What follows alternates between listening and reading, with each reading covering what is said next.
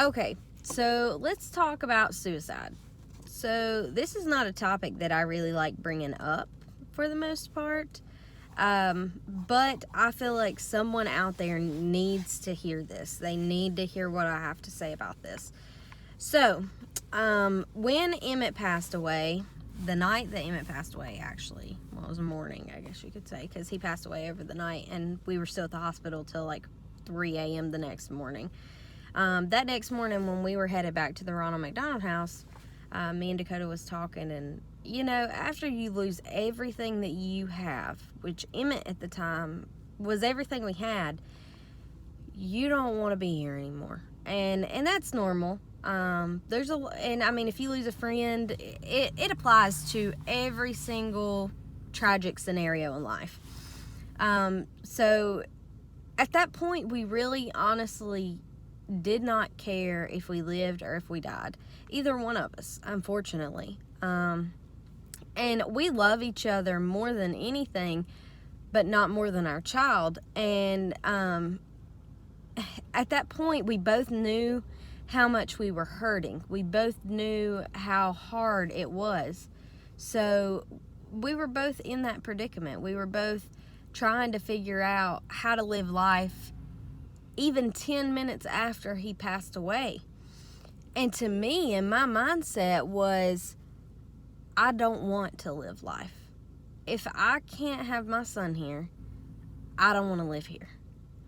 And I know a lot of people think, well, you shouldn't have suicidal thoughts, or suicidal thoughts are irrelevant, or suicidal thoughts are fake. You don't really want to kill yourself.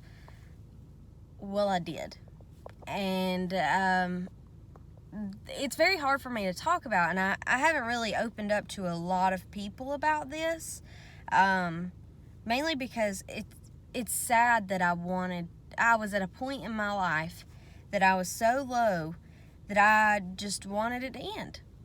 And I know that there's a lot of you out there that probably feel the same way, that you just feel like it would be so much easier. And it is a coward thing to do for the rest of your family. It really is. Because if my husband was to kill himself and leave me here by myself, I would be so angry. But at the same time, I couldn't blame him for not wanting to be here, because I'm not his child. I'm his wife. So, I don't know. It's very hard. It really is. It's very hard. But these feelings are normal. But they're not normal to not get help. If you feel this way, if you are depressed or something, you need to talk to a doctor. And it's not always, let me throw you on medication. And if you don't want to be on medication, that's fine. When Emmett passed away, I was already on a depression medicine. I had very severe postpartum depression when he was still alive, before he got sick. Well, just imagine that times 3 when he got sick and they said, oh, your son's probably going to die. And so my postpartum skyrocketed. And so they put me on medication, and that medication helped me to a point. No medication is going to fix the fact that you're sitting in a hospital with the last few days, minutes, or seconds with your son. It's not going to touch it. So I took the medicine, and I went through the motions. Then after a while, I decided I don't want medicine anymore. I want to do something different. So I got off the medicine I was on, and I tried therapy. Therapy did not work for me. I don't really know why therapy didn't work for me. I think it was more of these people didn't know my life. They didn't know what I had been through, so they just sat there and was like, so how's that make you feel? Well, my son died. It makes me feel like shit. So that didn't work for me. We had to scratch that out real quick. Then I decided to go back to the doctor. So I go back to the doctor, and I'm like, look, maybe I do need to be on some medication. But the medication I was on was not really working for me. So they put me on Cymbalta. Well, for one, Cymbalta you're not supposed to be on if you're pregnant. At this time, I was not pregnant. So I had been on Cymbalta for a little bit, and long enough for it to work. So it finally started working, but it had good and bad to it. The good was I wasn't depressed all the time. The bad was I was never happy. So I had no emotion. I could not distinguish happy from sad. And I mean, just an example. I was fixing to get married, and my husband surprised me with a trip to Tennessee for my bachelorette with one of my friends. And I had no emotion. And it crushed him. Like, it really crushed him. That day, when I wanted inside to be so excited, but I could not be excited, I was like, okay, this has got to stop. We got to stop. So that was on like Thursday or Friday morning, something like that. And then a day or two later, I found out I was pregnant. So I'd already stopped taking Cymbalta, and unfortunately I did quit it, like, kind of not fully cold turkey, but for the most part cold turkey. It messed with me pretty bad. But I decided I didn't need it anymore. Then I found out I was pregnant, so then I really didn't need it anymore. So the medicine didn't really work for me. Everybody finds their thing that works for them. And over time, there's a few things that did help me. My family, being there every step of the way. My friends, well, my friends are family, so, like, legitimately, my friends were my family. So, I maybe not friends. The women in my life that had lost babies that have become my friends over time, they helped me. And talking to people that have went through the same thing helped me every day. So, I eventually got off my medication. Well, after I had Everett, I felt like I needed it back. And I told Dakota, I said, I feel like I may need my depression medicine. Like, I'm kind of struggling.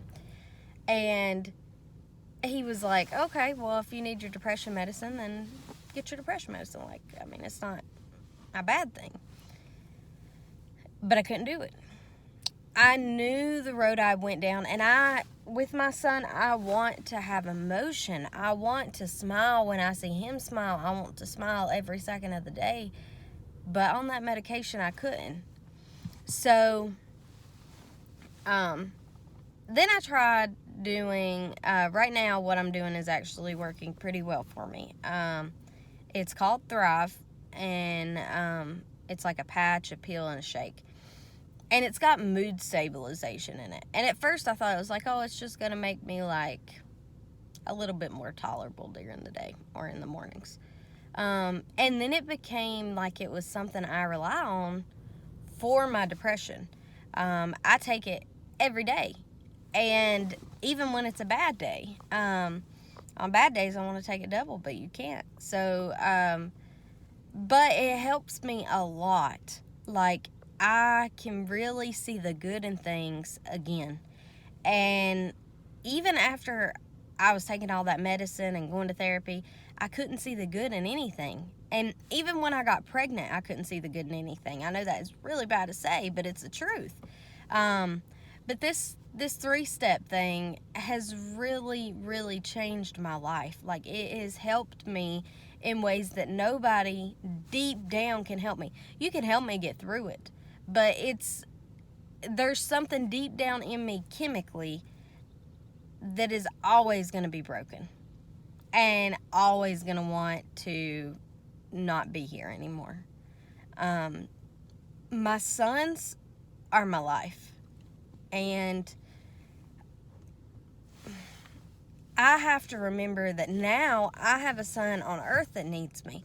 But I know a friend of mine that I work with, she gave me a thing that said, you're going to look back on this day and be glad that you never gave up. That is my life. Because if I would have gave up, I would not have Everett right now. If I would have gave up, I would have never got married. If I would have gave up, I would not be the woman that I am today. I probably wouldn't be here. And I want you to know that that's normal, but seek help, even if it's not professional help. Even if it's talking to someone, talking to a family member, finding a friend, talk to someone, express how you feel. Also, if I would have given up, my life wouldn't have turned out the way it was. So you don't know what's coming 6 months from now. You don't know what's coming 10 days from now. You don't know what's coming a year from now. I mean, we just passed the 2-year milestones that I didn't ever want to see. That I didn't think a year ago that I would make it to see. But I have. And you can do that too.